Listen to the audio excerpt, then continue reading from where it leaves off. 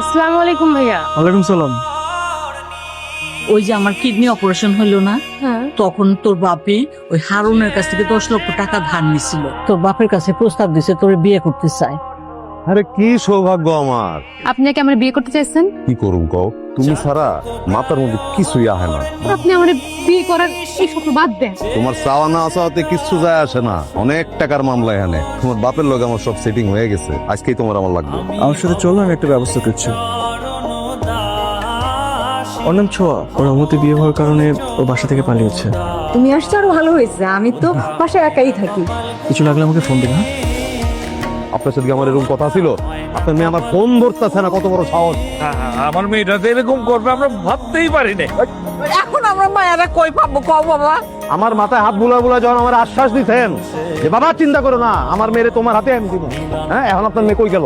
আপনারা সবাই মিলা ঝিলাই আকামটা করতেন, আপনারাও জড়িত আছেন এটার লগে। নিজের ফোন দিয়ে কত 10টা মোটরসাইকেল নিয়ে আইতে, ঠিক আছে? পুরা গ্রাম থেকে দিতে হইব। হারুন তো আমার পেছনে ছাড়ছে না, ও এখনো আমাকে নিয়ে সংসার বাঁধার স্বপ্ন ছাড়েনি দেখা। ও কিছুই করতে পারবে না।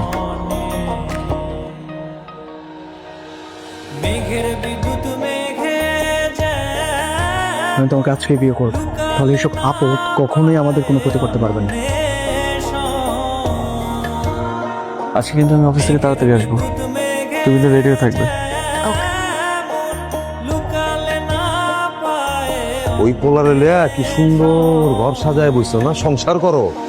তোমার জামাই যদি কেউ হয়, হবে একমাত্র হারুন মিয়া, আর কেউ তোমার বউ হিসেবে পাবে না। কতবার বলছি গেটটা না খোলা রাখতে। আজব মেয়ে।